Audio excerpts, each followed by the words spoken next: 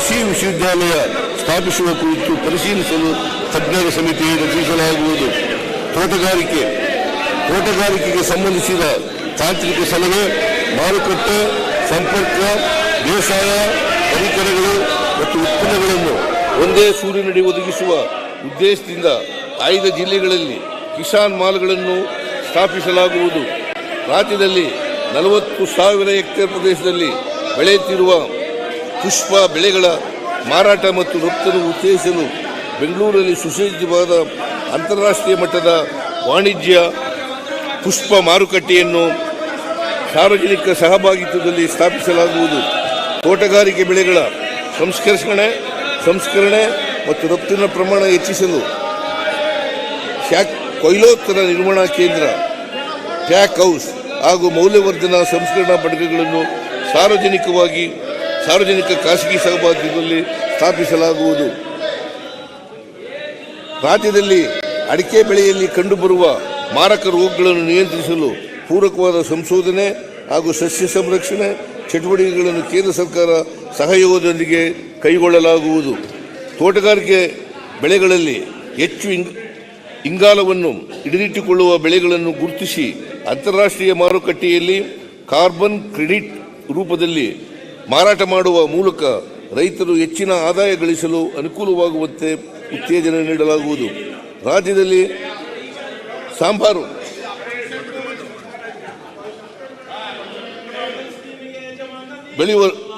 ಸಾಂಬಾರು ಪದಾರ್ಥ ಬೆಳೆಗಳನ್ನು ಬೆಳೆಯುವ ರೈತರನ್ನು ಪ್ರೋತ್ಸಾಹಿಸಲು ಹಾಗೂ ಬೆಳೆಗಳ ರಫ್ತನ್ನು ಉತ್ತೇಜಿಸಲು ಚಿಕ್ಕಮಗಳೂರು ಜಿಲ್ಲೆಯಲ್ಲಿ ಸ್ಪೈಸ್ ಪಾರ್ಕ್ ಅನ್ನು ಸಾರ್ವಜನಿಕ ಖಾಸಗಿ ಸಹಭಾಗಿತ್ವದಲ್ಲಿ ಅಭಿವೃದ್ಧಿಪಡಿಸಲಾಗುವುದು. ತೋಟಗಾರಿಕೆ ಬೆಳೆಗಳಿಗೆ ವಿಜಯಪುರ ಜಿಲ್ಲೆಯು ಹೆಸರುವಾಸಿಯಾಗಿದೆ. ಈ ಭಾಗದಲ್ಲಿ ತೋಟಗಾರಿಕೆ ಬೆಳೆಗಳಿಗೆ ಇನ್ನಷ್ಟು ಉತ್ತೇಜನ ನೀಡಲು ವಿಜಯಪುರ ಜಿಲ್ಲೆಯ ಆಲಮೇಲದಲ್ಲಿ ತೋಟಗಾರಿಕೆ ಕಾಲೇಜನ್ನು ಸ್ಥಾಪಿಸಲಾಗುವುದು. ರೇಷ್ಮೆ ಏಷ್ಯಾದಲ್ಲಿಯೇ ಅತಿ ಹೆಚ್ಚು ರೇಷ್ಮೆಗೂಡು ಮಾರಾಟ ವಹಿವಾಟು ನಡೆಸುವ ರಾಮನಗರ ಮತ್ತು ಶಿಡ್ಲಘಟ್ಟದಲ್ಲಿರುವ ರೇಷ್ಮೆ ಮಾರುಕಟ್ಟೆಗಳನ್ನು ಮೊದಲನೇ ಹಂತದಲ್ಲಿ 150 ಕೋಟಿ ರೂಪಾಯಿ ವೆಚ್ಚದಲ್ಲಿ ಹೈಟೆಕ್ ಮಾರುಕಟ್ಟೆಗಳನ್ನಾಗಿ ಅಭಿವೃದ್ಧಿಪಡಿಸಲು ಈಗಾಗಲೇ ಕ್ರಮ ವಹಿಸಲಾಗಿದೆ. ಕಾಮಗಾರಿಗಳನ್ನು ಶೀಘ್ರದಲ್ಲಿಯೇ ಪೂರ್ಣಗೊಳಿಸಿ 250 ಕೋಟಿ ರು ವೆಚ್ಚದಲ್ಲಿ ಎರಡನೇ ಹಂತದ ಕಾಮಗಾರಿಗಳನ್ನು ಕೈಗೆತ್ತಿಕೊಳ್ಳಲಾಗುವುದು. ರೇಷ್ಮೆ ನೂಲು ಬಿಚ್ಚಣಿಕೆದಾರರು ಉತ್ಪಾದಿಸಿದ ಕಚ್ಚಾ ರೇಷ್ಮೆಗೆ ಪ್ರೋತ್ಸಾಹಧನವನ್ನು ನೀಡಲು ಕರ್ನಾಟಕ ಅಲ್ಪಸಂಖ್ಯಾತರ ಅಭಿವೃದ್ಧಿ ನಿಗಮದ ಸಹಯೋಗದೊಂದಿಗೆ ವಾರ್ಷಿಕ 12 ಕೋಟಿ ರು ಒದಗಿಸಲಾಗುವುದು. ಬಯೋಲ್ಟೀನ್ ರೇಷ್ಮೆ ಗೂಡುಗಳಿಗೆ ಪ್ರಸ್ತುತ ನೀಡುತ್ತಿರುವ ಪ್ರೋತ್ಸಾಹಧನವನ್ನು ಪ್ರತಿ ಕಿಲೋಗೆ 10 ರುನಿಂದ 30 ರುಗೆ ಹೆಚ್ಚಿಸಲಾಗುವುದು. ಪಶುಸಂಗೋಪನೆ ಈ ಆಯವ್ಯಯದಲ್ಲಿ ಘೋಷಿಸಲಾದ ಕರ್ನಾಟಕ ರೈತ ಸಮೃದ್ಧಿ ಯೋಜನೆಯೊಂದಿಗೆ ಸಂಯೋಜಿಸಿ ಈ ಕೆಳಕಂಡ ಯೋಜನೆಗಳನ್ನು ಜಾರಿಗೊಳಿಸಲಾಗುವುದು. ಅಮೃತ ಸ್ವಾಭಿಮಾನಿ ಕುರಿಗಾಹಿ ಯೋಜನೆಯನ್ನು ಪ್ರಸಕ್ತ ಸಾಲಿನಲ್ಲಿಯೂ ಮುಂದುವರಿಸಿ 10,000 ಫಲಾನುಭವಿಗಳಿಗೆ ಸಹಾಯಧನ ನೀಡಲಾಗುವುದು. ಅಮೃತ ಮಹಲ್, ಹಳ್ಳಿಕಾರ್, ಕಿಲಾರಿ ರಾಸುಗಳನ್ನು ಸಂವರ್ಧನೆ ಮಾಡಿ ಉತ್ಕೃಷ್ಟ ಕರುಗಳನ್ನು ಒದಗಿಸಲಾಗುವುದು. ರೈತ ಮಹಿಳೆಯರಲ್ಲಿ ಹೈನುಗಾರಿಕೆಯನ್ನು ಪ್ರೋತ್ಸಾಹಿಸಲು ಹಸು, ಎಮ್ಮೆ ಖರೀದಿಗೆ ಪಡೆಯುವ ಸಾಲವನ್ನು ಸಕಾಲದಲ್ಲಿ ಮರುಪಾವತಿ ಮಾಡುವ ಮಹಿಳೆಯರಿಗೆ ರಾಜ್ಯ ಸರ್ಕಾರದಿಂದಲೇ 6% ಬಡ್ಡಿ ಸಹಾಯಧನ ನೀಡಲಾಗುವುದು. ಹಂದಿ ಮತ್ತು ಕೋಳಿ ಸಾಕಾಣಿಕೆಯನ್ನು ಪ್ರೋತ್ಸಾಹಿಸಲು ಆಸಕ್ತ ರೈತರಿಗೆ ತರಬೇತಿ ನೀಡುವ ಮೂಲಕ ರೈತರ ಆದಾಯ ಹೆಚ್ಚಿಸಲಾಗುವುದು. ಜಿಲ್ಲಾ ಹಂತದಲ್ಲಿರುವ ತಜ್ಞ ಪಶುವೈದ್ಯಕೀಯ ಪಾಲಿಕ್ಲಿನಿಕ್ಗಳನ್ನು ತಾಲೂಕು ಹಂತಕ್ಕೆ ವಿಸ್ತರಿಸಲು ಕ್ರಮ ವಹಿಸಲಾಗುವುದು. ಪ್ರಥಮ ಹಂತದಲ್ಲಿ ರಾಜ್ಯದ ಆಯ್ದ 20 ತಾಲೂಕುಗಳ ಪಶು ಆಸ್ಪತ್ರೆಗಳನ್ನು ಪಾಲಿಕ್ಲಿನಿಕ್ಗಳನ್ನಾಗಿ ಮೇಲ್ದರ್ಜೆಗೇರಿಸಲು 10 ಕೋಟಿ ರೂಪಾಯಿ ಒದಗಿಸಲಾಗುವುದು. ಬಾಡಿಗೆ ಮತ್ತು ಶಿಥಿಲಾವಸ್ಥೆಯಲ್ಲಿರುವ ಕಟ್ಟಡಗಳಲ್ಲಿ ಕಾರ್ಯನಿರ್ವಹಿಸುತ್ತಿರುವ 200 ಪಶುವೈದ್ಯ ಸಂಸ್ಥೆಗಳಿಗೆ 100 ಕೋಟಿ ರು ವೆಚ್ಚದಲ್ಲಿ ನೂತನ ಕಟ್ಟಡಗಳನ್ನು ನಿರ್ಮಿಸಲಾಗುವುದು. ರಾಜ್ಯದಲ್ಲಿ ಪಾರಂಪರಿಕವಾಗಿ ಕುರಿ ಮೇಕೆ ಸಾಕಾಣಿಕೆಯನ್ನು ವಲಸೆ ಮುಖಾಂತರ ಕೈಗೊಳ್ಳುತ್ತಿರುವ ಕುರಿಗಾರರ ಹಿತರಕ್ಷಣೆಗಾಗಿ ಈ ಕೆಳಕಂಡ ಕ್ರಮಗಳನ್ನು ಕೈಗೊಳ್ಳಲಾಗುವುದು. ವಲಸೆ ಕುರಿಗಾಹಿಗಳ ಮತ್ತು ಸ್ವತ್ತುಗಳ ಮೇಲೆ ದೌರ್ಜನ್ಯ ಕಾಯ್ದೆ ಜಾರಿಗೊಳಿಸಲಾಗುವುದು. ಸಂಚಾರಿ ಕುರಿಗಾಯಿಗಳು ಇರುವ ಜಾಗದಲ್ಲೇ ಅವರ ಕುರಿ ಮೇಕೆಗಳಿಗೆ ಸರ್ಕಾರಿ ವೈದ್ಯರಿಂದ ಲಸಿಕೆ ಹಾಕಿಸಲಾಗುವುದು. ಸಂಚಾರಿ ಕುರಿಗಾಹಿಗಳಿಗೆ ಗುರುತಿನ ಚೀಟಿ ವಿತರಿಸಲು ಕ್ರಮ ಕೈಗೊಳ್ಳಲಾಗುವುದು. ಸಂಚಾರಿ ಕುರಿಗಾಹಿಗಳ ಮಕ್ಕಳಿಗೆ ಸರ್ಕಾರಿ ವಸತಿ ಶಾಲೆಗಳಲ್ಲಿ ಪ್ರವೇಶಕ್ಕೆ ಆದ್ಯತೆ ನೀಡಿ ವಿದ್ಯಾರ್ಥಿ ವೇತನ ನೀಡಲಾಗುವುದು. ಪುತ್ತೂರು ಪಶುವೈದ್ಯಕೀಯ ಕಾಲೇಜಿನ ಕಾಮಗಾರಿಗಳು ಮುಕ್ತಾಯದ ಹಂತದಲ್ಲಿದ್ದು ಪ್ರಸಕ್ತ ಸಾಲಿನಲ್ಲಿ ಕಾಲೇಜನ್ನು ಕಾರ್ಯಾರಂಭ ಮಾಡಲಾಗುವುದು. ಮೀನುಗಾರಿಕೆ ಕ್ಷೇತ್ರದ ಸರ್ವತೋಮುಖ ಅಭಿವೃದ್ಧಿಗೆ ಮುಂದಿನ ವರ್ಷಗಳಲ್ಲಿ 3,000 ಕೋಟಿಗಳಷ್ಟು ಬೃಹತ್ ಗಾತ್ರದ ವಿವಿಧ ಯೋಜನೆಗಳನ್ನು ಅನುಷ್ಠಾನಗೊಳಿಸಲಾಗುವುದು. ಹೊನ್ನಾವರ ತಾಲೂಕಿನ ಮಂಕಿ ಕಾಸರಕೋಡದಲ್ಲಿ ಮೀನುಗಾರಿಕೆ ಸಂಶೋಧನಾ ಕೇಂದ್ರ ಸ್ಥಾಪನೆ ಮಾಡಲಾಗುವುದು. ಭದ್ರಾವತಿಯಲ್ಲಿ ಅತ್ಯಾಧುನಿಕ ಮೀನು ಮಾರುಕಟ್ಟೆ ಸ್ಥಾಪನೆ, ಅಕ್ವಾ ಪಾರ್ಕ್ಗಳ ಸ್ಥಾಪನೆ, ಭಟ್ಕಳ ತಾಲೂಕಿನ ಮುರುಡೇಶ್ವರದಲ್ಲಿ ಸುಸಜ್ಜಿತ ಮೀನುಗಾರಿಕೆ ಹೊರಬಂದರು ನಿರ್ಮಾಣ, ವಿಜಯಪುರದಲ್ಲಿ ಆಲ್ಮಟ್ಟಿಯಲ್ಲಿ ಒಳನಾಡು ಮೀನುಗಾರಿಕೆ ಕೌಶಲ್ಯಾಭಿವೃದ್ಧಿ ಕೇಂದ್ರ ಸ್ಥಾಪನೆ, ಮತ್ಸ್ಯ ಆಹಾರ ಕಿರಣ ಯೋಜನೆಯಡಿ ಮೀನುಗಾರಿಕೆ ನಿಷೇಧದ ಅವಧಿಯಲ್ಲಿ ಕರಾವಳಿಯ ಮೀನುಗಾರರಿಗೆ ನೀಡುತ್ತಿರುವ ಪರಿಹಾರ ಮೊತ್ತದ ರಾಜ್ಯದ ಪಾಲನ್ನು 1,500 ರೂಗಳಿಂದ 3,000 ರೂಗಳಿಗೆ ಹೆಚ್ಚಿಸಲಾಗುವುದು. ಸಮುದ್ರ ಮೀನುಗಾರಿಕೆಗೆ ತೆರಳಿದಾಗ ಅಪಘಾತ ಅಥವಾ ಅನಾರೋಗ್ಯಕ್ಕೆ ಒಳಗಾಗುವ ಮೀನುಗಾರರನ್ನು ತ್ವರಿತವಾಗಿ ದಡಕ್ಕೆ ತರಲು ರಾಜ್ಯದಲ್ಲಿ ಪ್ರಪ್ರಥಮ ಸಮುದ್ರ ಆಂಬ್ಯುಲೆನ್ಸ್ ಅನ್ನು 7 ಕೋಟಿ ರು ವೆಚ್ಚದಲ್ಲಿ ಖರೀದಿಸಲಾಗುವುದು. 2024-25 ಸಾಲಿನಲ್ಲಿ 10,000 ವಸತಿ ರಹಿತ ಮೀನುಗಾರರಿಗೆ ರಾಜ್ಯ ಸರ್ಕಾರದ ವಿವಿಧ ವಸತಿ ಯೋಜನೆಗಳಡಿಯಲ್ಲಿ ಮನೆಗಳನ್ನು ನಿರ್ಮಿಸಲು ಸಹಾಯಧನ ನೀಡಲಾಗುವುದು. ರಾಜ್ಯದಲ್ಲಿ 16 ಮೀನು ಮರಿ ಉತ್ಪಾದನಾ ಕೇಂದ್ರಗಳು ಉನ್ನತೀಕರಣವನ್ನು ನಬಾರ್ಡ್ ಸಹಾಯದೊಂದಿಗೆ 20 ಕೋಟಿ ರು ವೆಚ್ಚದಲ್ಲಿ ಕೈಗೊಳ್ಳಲಾಗುವುದು.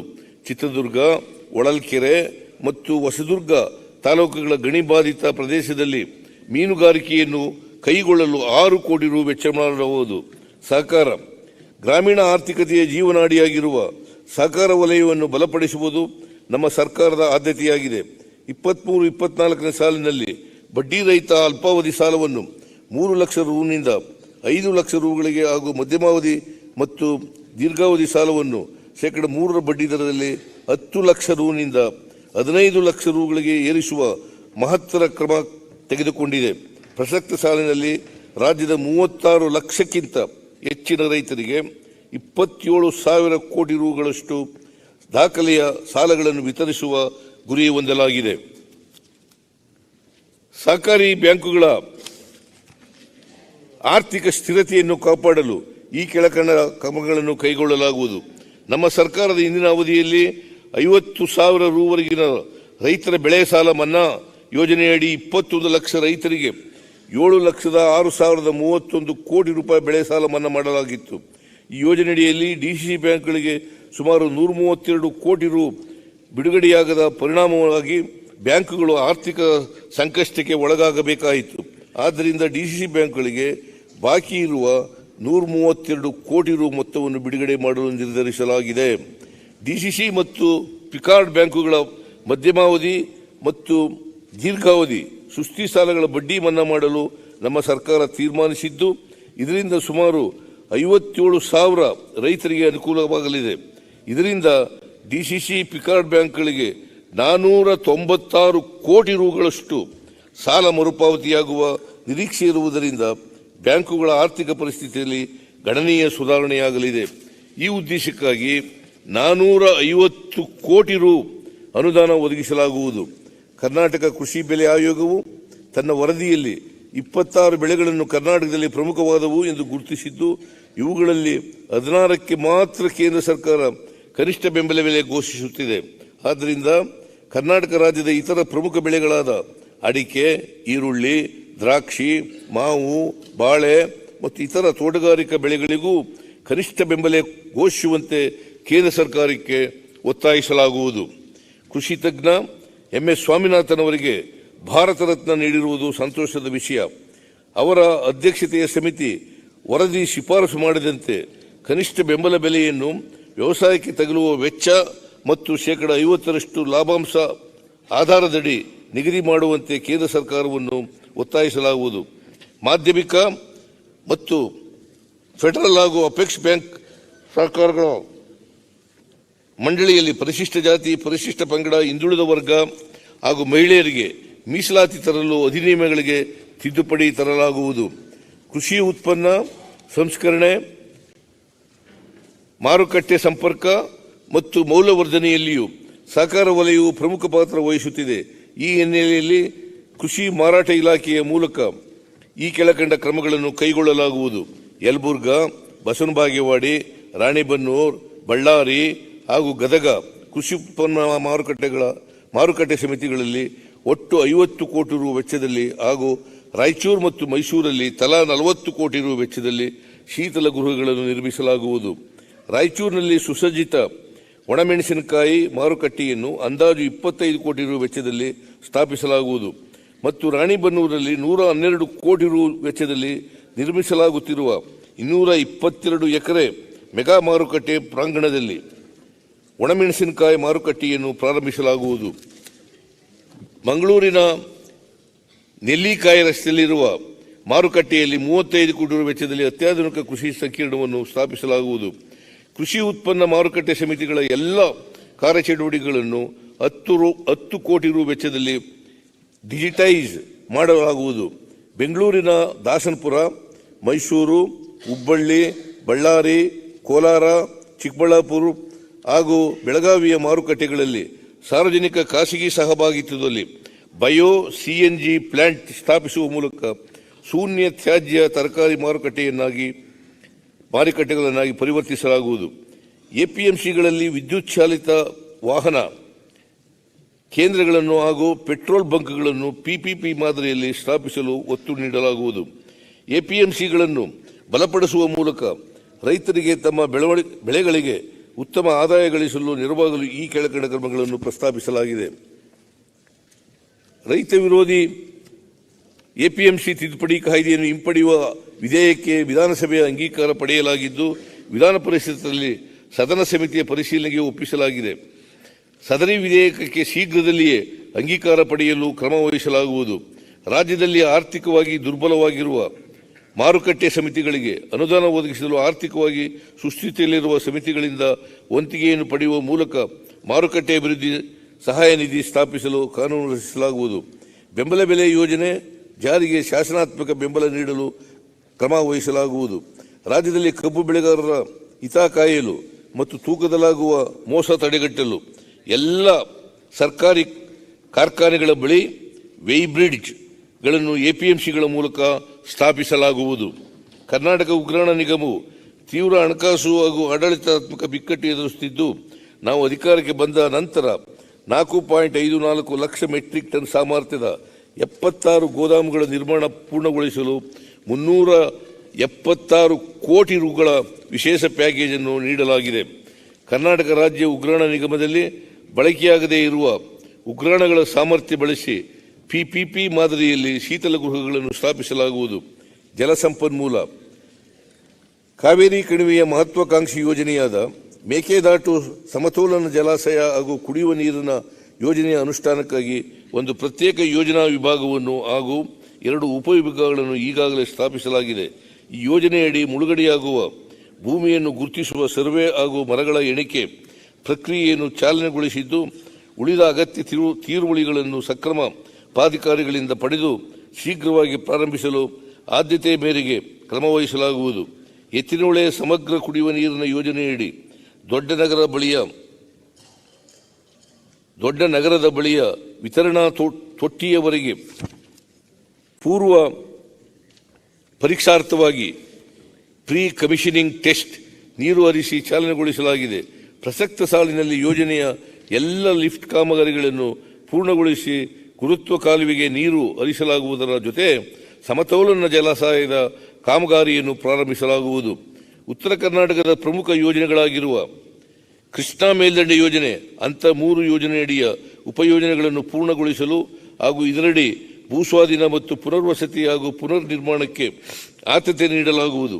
ಕೃಷ್ಣಾ ನ್ಯಾಯಾಧೀಕರಣ 2ರ ಅಂತಿಮ ತೀರ್ಪಿನ ಬಾಕಿ ಇರುವ ಗೆಜೆಟ್ ಅಧಿಸೂಚನೆ ಹೊರಡಿಸುವಂತೆ ಕೇಂದ್ರ ಸರ್ಕಾರವನ್ನು ಒತ್ತಾಯಿಸುವುದರೊಂದಿಗೆ ಅಗತ್ಯವಿರುವ ಕಾನೂನಾತ್ಮಕ ಕ್ರಮಗಳನ್ನು ಮುಂದುವರಿಸಲಾಗುವುದು. ಭದ್ರಾ ಮೇಲ್ದಂಡೆ ಯೋಜನೆ ಅನುಷ್ಠಾನಕ್ಕಾಗಿ ಕೇಂದ್ರ ಸರ್ಕಾರವು ತನ್ನ 23-24ನೇ ಸಾಲಿನ ಆಯವ್ಯಯದಲ್ಲಿ 5,300 ಕೋಟಿ ರು ಅನುದಾನ ಘೋಷಿಸಲಾಗಿತ್ತು. ಆದರೆ ಈವರೆಗೆ ಯಾವುದೇ ಅನುದಾನ ಬಿಡುಗಡೆಯಾಗಿರುವುದಿಲ್ಲ.